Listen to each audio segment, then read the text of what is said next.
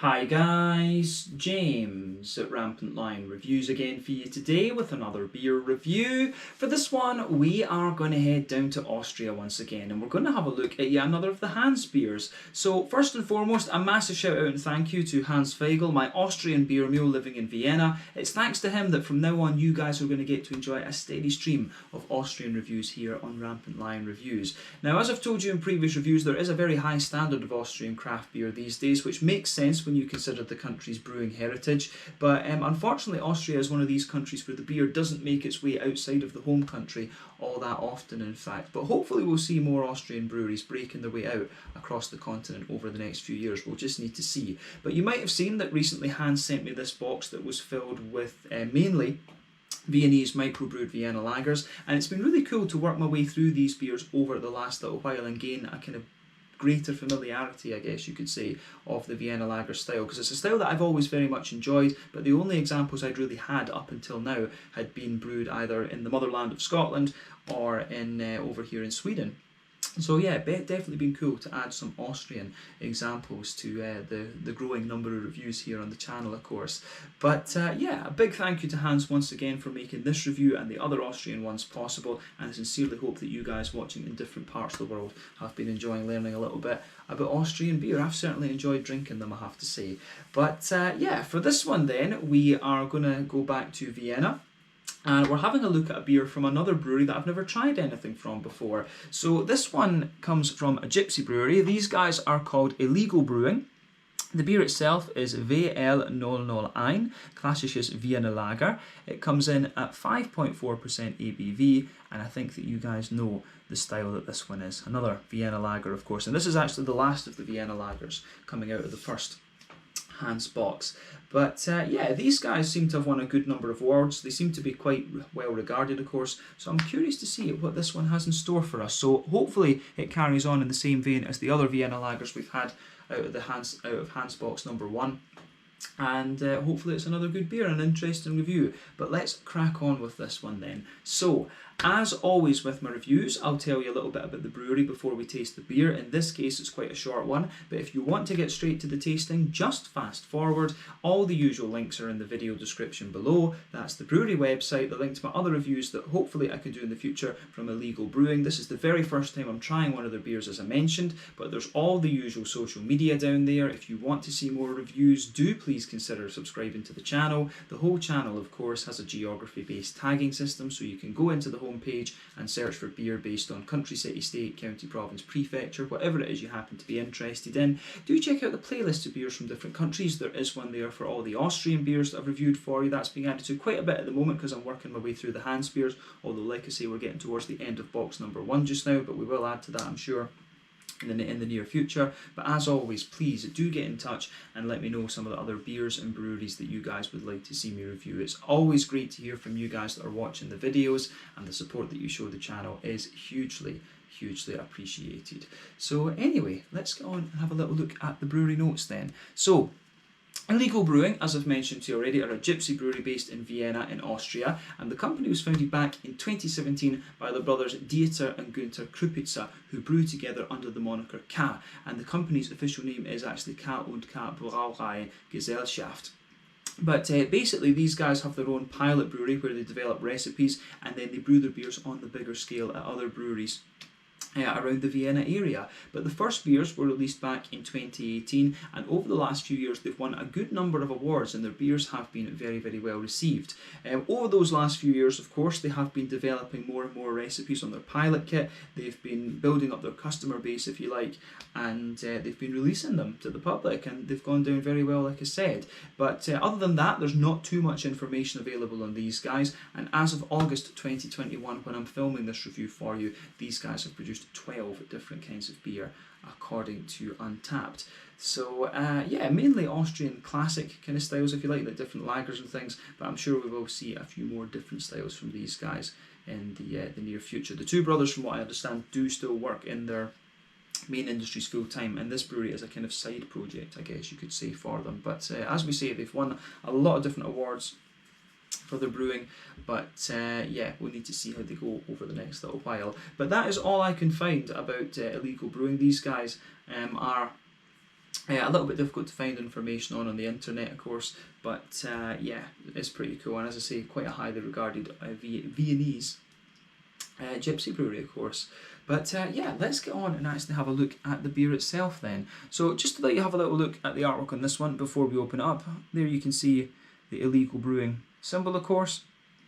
You can see that there, VL001, Klassisches Wiener Lager.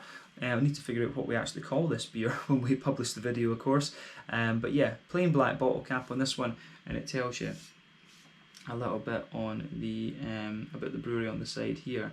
But yeah, my German isn't quite good enough to translate that. I need to get back and study German a little bit more again. I was quite good at it when I left Heidelberg, of course, but these days not so much, but I would love to get back into it. But I have to say the artwork on this is pretty nice. It's a nice mix of kind of modern and classic, I would say. But Illegal Brewing, you can buy it, just deal it. You can't buy it, just deal it. So yeah, pretty cool, I have to say. So 330ml bottle, this one, which is quite common for the kind of smaller Austrian breweries, of course. But yeah, I guess we can get this guy out and get on with the tasting then. So the VL001 Klassisches Wiener Lager, 5.4% ABV from Illegal Brewing, a gypsy brewery in Vienna. Let's get this guy into the glass. A wee bit of smoke on the opening, of course, and we'll get this guy out and into the glass for a look. Let's give it a wee bit of a pour so we get some head on it. There we go.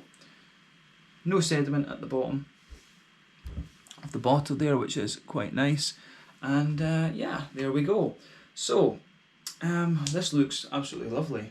This one is probably the most stereotypical, I think, out of the Vienna lagers that we've had so far in terms of its appearance. This is what you expect from a Vienna lager, actually. So before the head disappears on this one, I would say this beer has poured with about a 2/3 finger of a frothy, I would say kind of sort of fawn coloured head. You can see that yourself there, a lovely kind of fawny coloured head on this one. Looks absolutely great. One or two big bubbles sticking towards the side of the glass, a few little ones going up towards the bottom of the head there. But if we shine the light through the head, of course, it has if we shine the light through the beer, it's got a lovely kind of clarity to it, this one. This one has a little bit of natural haze, but like I say, it's mainly quite a clear beer. But in terms of colour, I would describe this one as being, you know, quite sort of coppery or mahogany in colour.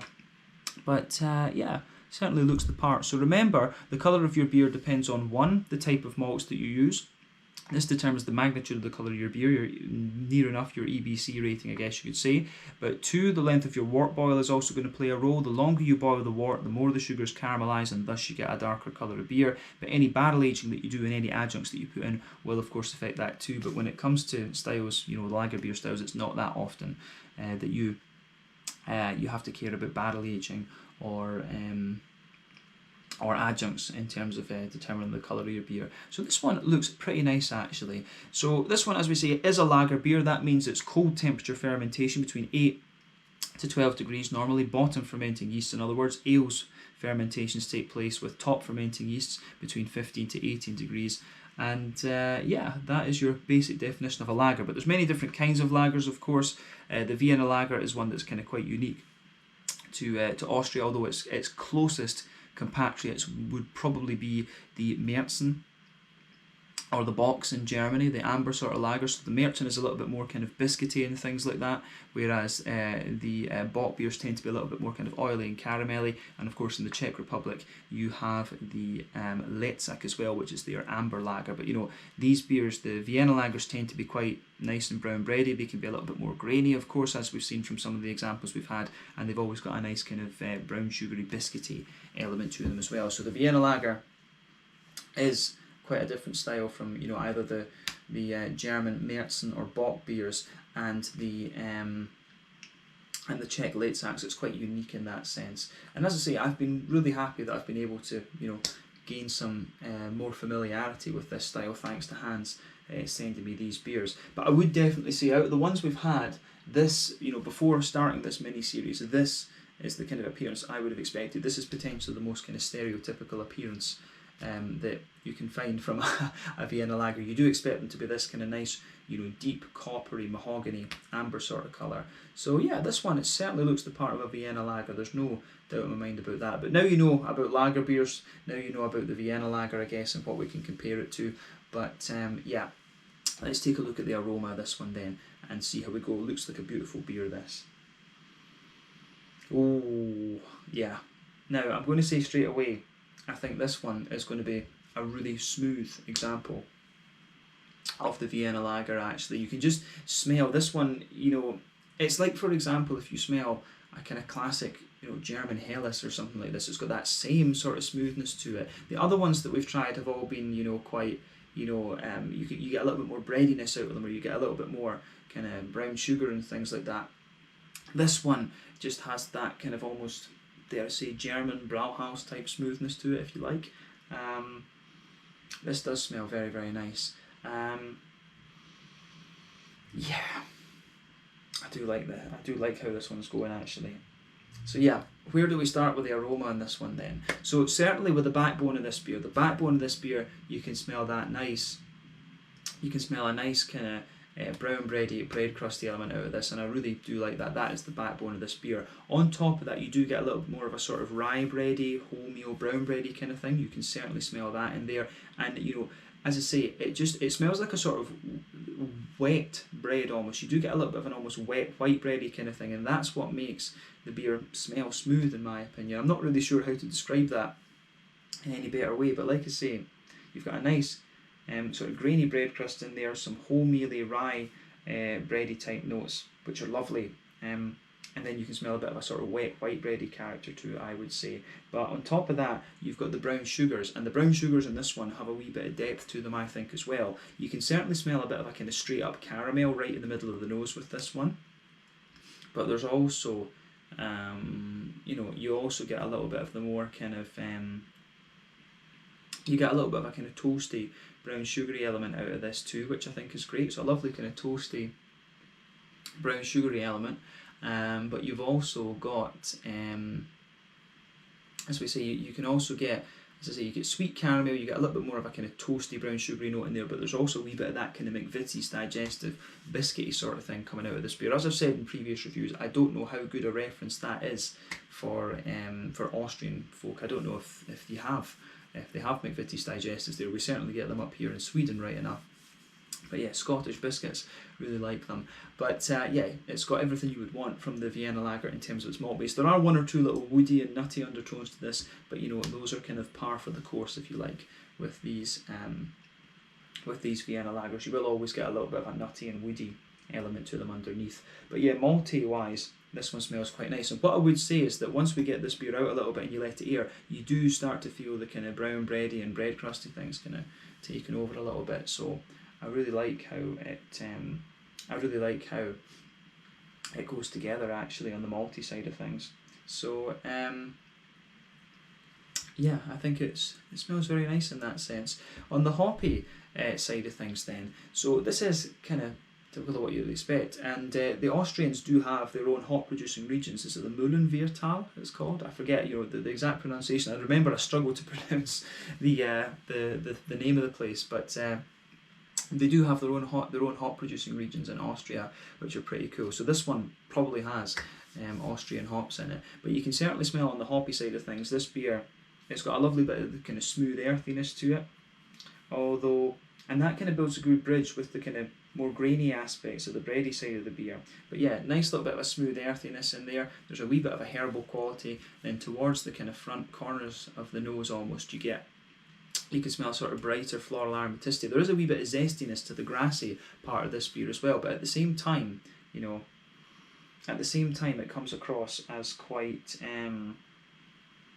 you know, it comes across with just a little touch of zestiness. As I say, it's got a little bit more of a kind of wet, leafy, kind of grassy green note to it as well, which I really like.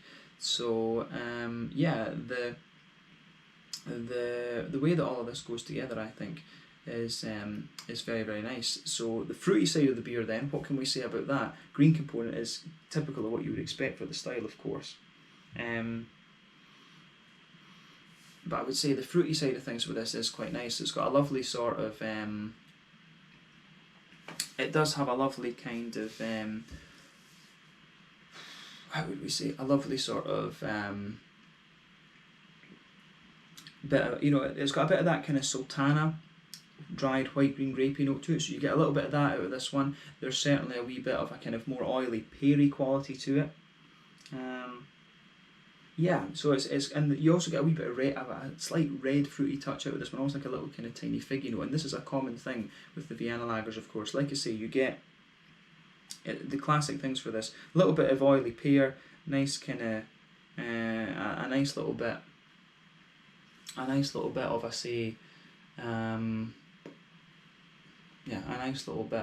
kind of just dry. There's a wee bit of like an almost dried apricot note in there, some kind of sultana, white green grapey elements to it, and I really like how that how all of that goes together in this beer actually. So it works very, very nicely from that perspective. So yeah, the fruity side of this one is what you'd expect. A bit of oily pear, sultanas, those dry white green grapey notes, a wee bit of apricot, and then things like that. So yeah, I like how this beer goes about its business from the fruity side of things. And the fruits overall, I would say, a bit dried, but yeah, you do get some of the oily notes out of them too. So as I always say, take a bit of time to go over the aroma of the beer before you get stuck into it. But I think it is about time for us to taste this one then. So yeah, this one is the VL001 Klassisches Wiener Lager, 5.4% ABV from Illegal Brewing, a gypsy brewery based in Vienna in Austria. Once again, thank you to Hans for making this review possible. Let's get stuck into this one. Slàinte, skål, cheers.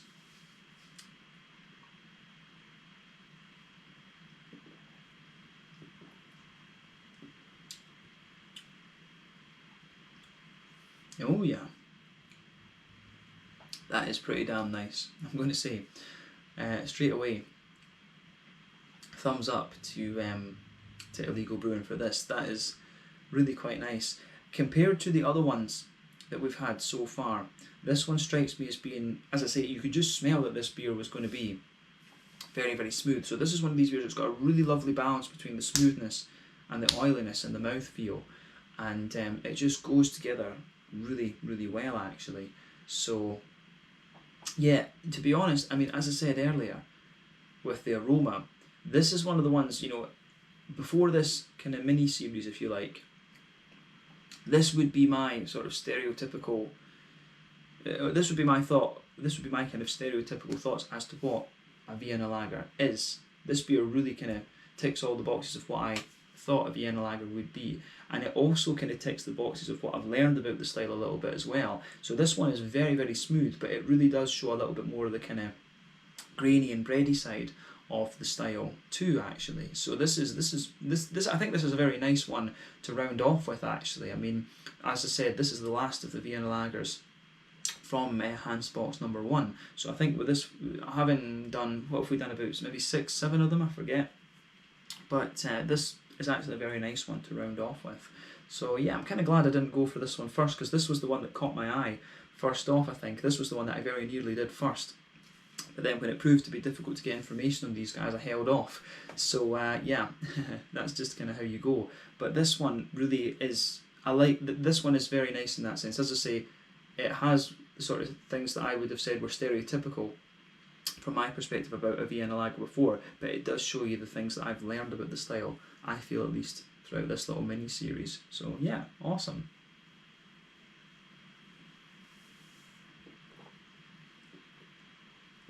But yeah, I would love to have this. Yeah, I would love to have this on tap actually. You'd certainly say that. But yeah, lovely, just smooth, easy drinking beer, this one. But very well done. So let's break down the flavour of this one then for you and describe it a wee bit more kind of succinctly. It's one of these ones where the aroma really translates quite well into the flavour. This beer, the flavour comes out as you would expect. But yeah, backbone of this beer then, across the middle and the back third of your palate, you can feel a nice sort of toasty, you can feel there's a nice little bit of a kind of slightly toasty, slightly dry bread crusty element. That is the backbone of your beer. On top of that, you have that lovely kind of, slightly thicker, brown bready, wholemeal, bready sort of thing coming out of it.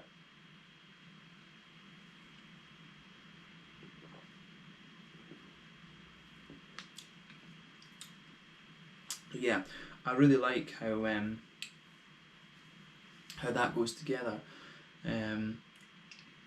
in terms of this beer as well, actually. So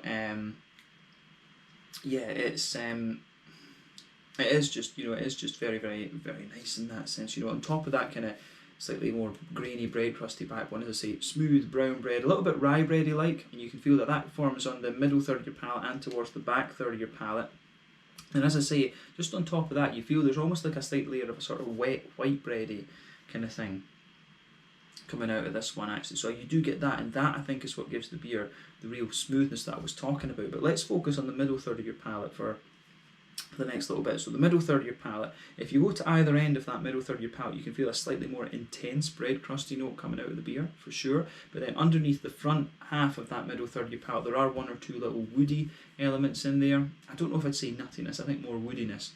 A wee bit of a woody dryness there. But then if we go back on top of that slightly wet white bready layer that I was talking about, that's where you get the brown sugars out of this one. So there's, as I say, in the very centre of your palate, there's a little bit of a slightly more caramelised, brown sugary note coming out of this one. So you can feel that right in the centre there. But as you move, kind of further out, from the centre of your palate there, it gets a little bit more kind of oily in a sense. You get a wee bit more of an oily caramel there. Then you start to get some toasty brown sugars, and as you push out towards the extremities of that, middle third of your palate, you certainly get a little bit more. You get a little bit more of a, say, McVitie's digestive biscuity kind of thing. So yeah, I do like how that goes together.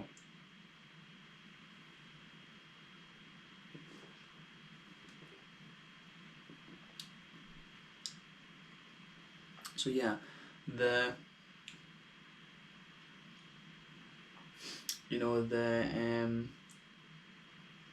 brown sugary notes that you get in this one as well, I would say that the further you go into the aftertaste with it, they do sweeten up a little bit, but you've got a really nice balance in this. As I say, you get a slightly more, caramelised, treacled sort of thing in the very middle of your palate, and then as you move further out from that, I think it goes together, really well in that sense too. So yeah, the kind of more, as we say, the more sort of toasty brown sugary elements that you get out of this one are very, very nice. So yeah, the way this beer does maintain, it does get a little bit grainier and more kind of toasty, if you like, the further into the aftertaste that you go. But I think that kind of summarises the middle third of your palate with this one. As I say, it's got that lovely smoothness to it that I always would have thought was stereotypical of the style before, but it is showing a slightly more toasty and grainy side, which is what I've learned about this style throughout the last few reviews, which is great. But let's go on to the back third of your palate then. So border region between middle third and back third of your palate, again you get a little bit of a bready build up there, a slightly more intense bread crust, and as we said, the base of the beer on the back third, you get that grainy bread crusty back one, a little bit of a kind of thicker brown bready note on top, and some more kind of white bready, that wet white bready sort of thing. But on top of all of that, you can feel there is again a sort of more airy brown bready yeasty kind of element coming out of this one. So when you start at the back of the palate with this beer, you can feel the flavour. It just condenses down a wee bit as you come further forward, and then as you go into the middle third of your palate, the flavours are a little bit more kind of squashed and condensed in together, which I think works quite nicely. But yeah, that's to be expected from most beers actually.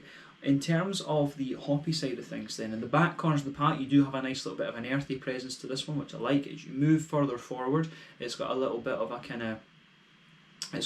more kind of herbal quality, and as you push forward towards the kind of front corners of the palate, you've got a little bit more of a kind of floral aromatic sort of thing with this one. But round the front curve of the palate, you've got a little bit of you've got a good bit of grassiness in there. It's quite a wet, leafy sort of grassiness that you get out of it as well. And yeah, I like how that goes together, absolutely.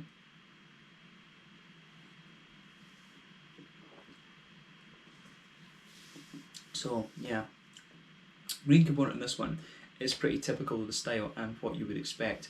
But let's focus on the fruity side of the beer then, the front third of your palate.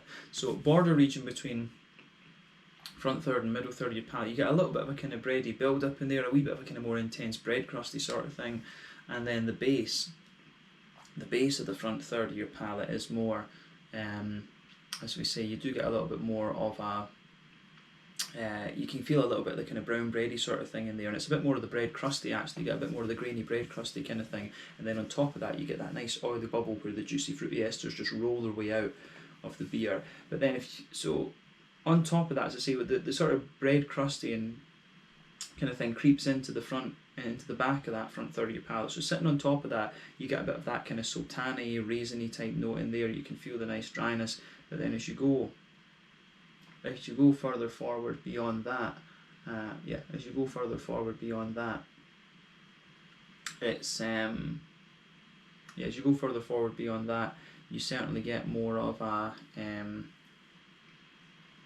you move into the front half of that middle third of your, of that front third of your palate, sorry, you get more of an oily kind of peary note out of this one. There is a wee bit of a kind of you do get a wee bit of a slightly, almost, I want to say, a very slightly limey note. Like there is a wee bit of a kind of spicy apple sort of limey kind of thing towards the very front tip of the palate, where you get the grassy esters coming out of the beer. And I would say too that, you know, with this one, I don't get so much of the kind of slightly red fruity note that I was picking up in the aroma of the beer. Like quite often these beers will have like a little hint of a fig, or, you know, a candied strawberry or something like that.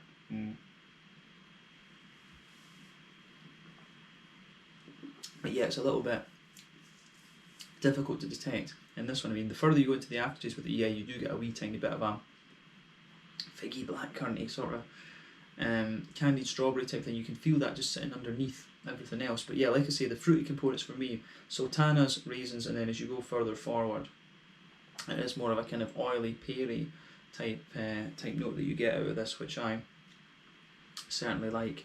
But yeah, the fruity side of this beer, definitely quite oily and again quite smooth. But I think this beer is really well done, in fact. And as I say, this, to me, it's a really nice one to round off this little mini series with. So thumbs up to Illegal Brewing for this. This one certainly has ticked the boxes, in fact. So yeah, goes together very, very nicely for sure. So on to round off this review then with the mouthfeel. For me, this one, it's kind of top end of light bodied, bottom end of mid bodied. It's certainly one of the, it strikes me as one of the more oily Vienna lagers that we've had in this series, but it's very, very smooth, as I say. It really, you know, brings together a lot of the stereotypes I had about the style, and as I say, the new stereotypes that have developed about it, you know, the kind of, the sort of graininess and slightly toastiness and stuff like that. So yeah, it's really nice. It's a very smooth, nice big malty lager beer. So yeah, I do enjoy, as you know if you've watched the channel for any length of time, I do enjoy these kind of more brown sugary orientated beers, and that's probably why I like the Vienna lagers and the Doppelbocks and the Scotch ales and quadruples and barley wines and stuff like this. I do enjoy a bit of brown sugar, the Scottish sweet tooth of course. But as I say, bottom end of mid-bodied for me, smooth carbonation, quite a slick oily lager beer. In terms of hoppy bitterness, I think this is a fairly standard, you know, 20 IBUs. I don't think there's anything too crazy about it in that sense. 20 IBUs potentially. The malt base, like we say, it's got a bit of a kind of grainy backbone to it, a bit of smoothness in there, some sweet kind of, as we say, toasty brown sugars as well, which I very much like. And then you've also got the you know, the malt, as I say, the malt base is really nice bunch. You've got a little bit of bitterness, then you've got these kind of nice big oily fruity characters to it as well. A bit of dried fruit and a bit more of a kind of oily, peary and slightly spicy apple kind of thing to it as well. So yeah, overall, just a really very, very nice beer, this one. So big thumbs up to Illegal Brewing for what they've pulled off here. And I think that's a good point to end this review. So yeah, this one was the VL001 Klassisches Wiener Lager from Illegal Brewing in Vienna in Austria. Really cool. And as I say, this is the last of the Vienna lagers from a Hans box number 1. So we do have one more beer to have a look at from that Hans box, and I do have one other Austrian review that I'll probably do before I do the last Hans one. So keep your eyes peeled for those. They'll appear over the next little while. But yeah, once again, thank you for watching my beer reviews. Until the next time, please like, subscribe, share, all the usual YouTube stuff. Let me know your own thoughts on this beer in the comments section below. Let me know what your favourite beers are from Illegal Brewing. And like I say, we will return to these guys at some point very, very soon, I'm sure. But a lovely Vienna lager, this, definitely worth checking out. Check out my social media, check out theirs, and I'll see you guys in another review very, very soon. 2 more Austrian reviews coming up very, very shortly. Slange, skull, cheers, and prost.